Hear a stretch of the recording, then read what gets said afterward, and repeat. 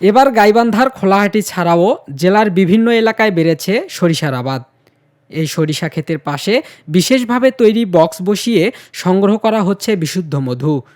আর এই কাজটি করছেন গাইবান্ধা সদর উপজেলার বল্লমঝাড়ের দুই ভাই তারেক ও রাহাত।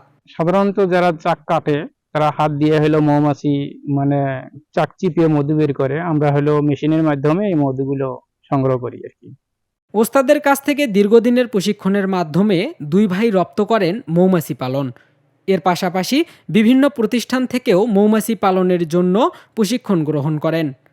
এরপর থেকে সরিষা ফুল ছাড়াও বিভিন্ন ফুল থেকে মধু সংগ্রহের জন্য দেশের বিভিন্ন জেলায় মৌমাছি নিয়ে চষে বেড়ান তারা।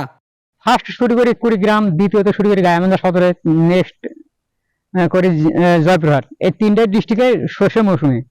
আর তারপরে যাচ্ছি শরীরপুরে, যাচ্ছি ধনিয়ার সাথে কালোজিরা।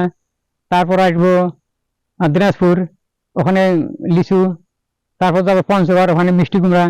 তারপর আসবো পাবনা, ওখানে হচ্ছে সাজনা ফুল।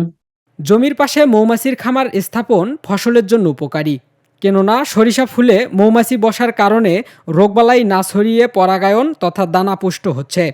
এতে মৌসুমে ফসলের ব্যাপক ফলনের আশা কৃষকদের। মনে করেন যে মৌমাছি থাকাতে বিশুদ্ধ পোকামাকড় আসতে পারে না, শস্যের ফলন ভালো হচ্ছে, শস্যের দানাটা পুষ্ট হচ্ছে।